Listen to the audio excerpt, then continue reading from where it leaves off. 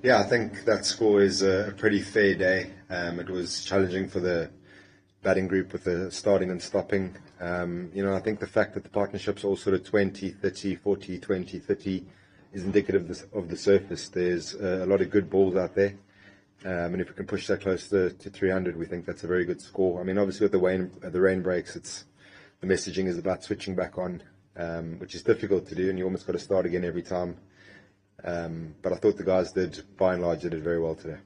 Yeah, look, the wicket obviously started a bit slow, but the main thing is, to mentally be able to switch back on as soon as you go back out there. The stop starts are disruptive for the batters. You're obviously trying to get some rhythm.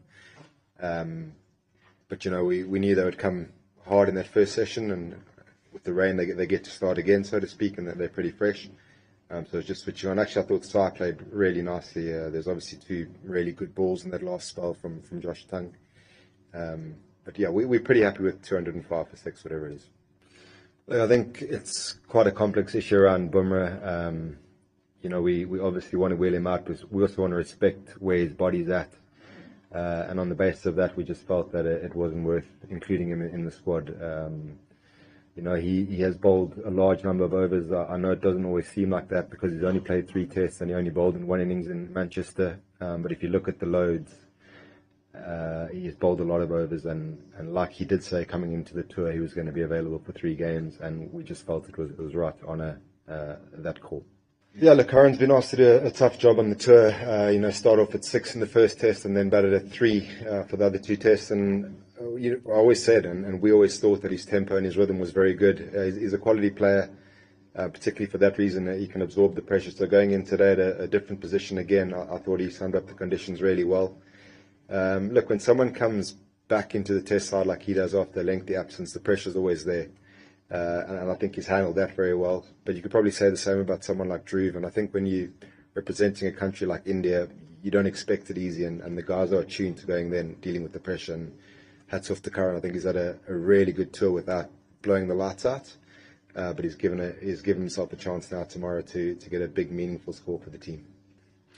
It's not ideal. And you can see we're always trying to put the guys in their most favoured position. But with the batting unit we've brought on tour, sometimes you have to make adjustments. I'd say today probably suited him quite well given the conditions. Walking in when he did, it's not too dissimilar to what a 3 or 4, which is his preferred position, would walk into. And I think it's a feather in his cap that he is so versatile. Personally, I thought 6 was a big ask. 6 is very different to 5, 4, 3. And given the way the wicket played and how early he got to the crease today, I think it actually suited him nicely. But he's never complained. The messaging's always the same. It's the team that comes first. What job can you do for the team? And he just cracks on with it. And like everyone else, he just wants to give his best and play as much Test cricket as he can. I'm assuming not as frustrating as it is for him. He's in the touch of his life again today. He made batting look really easy for the 40 minutes or whatever he was out there.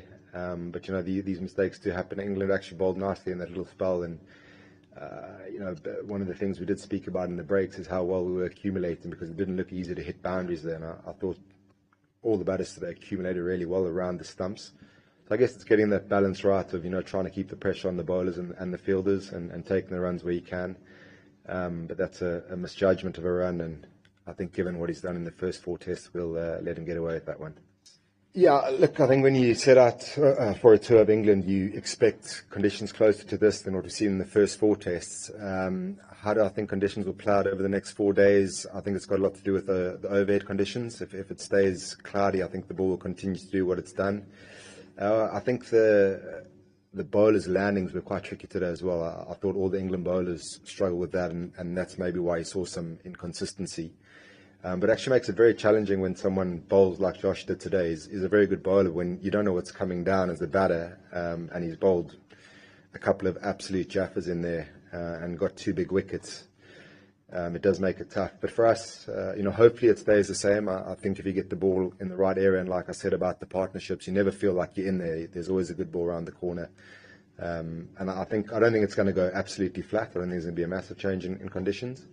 But hopefully it stays as close as what it was today. Yeah, every time I've answered this question, I've spoken about like putting the pieces of the puzzles together, and guys were baffled when we didn't play him in the third test, sorry. And our thinking, was that the Oval, yes, it's got bounce, but it's normally a fairly good wicket for batting on, and we thought we'd roll the dice in Manchester, where obviously if we'd won the toss, we would have bowled. In hindsight, you would have loved to have him here, but you would also have said if we come here 3-1 down that we didn't use him there. So it's trying to, not guess, but trying to look into the future and then try to see how we can manage him. And maybe England have got it spot on, leaving the best bowling wicket for the last test after he's played 3. Look, I don't think picking and choosing is a fair comment to Booms.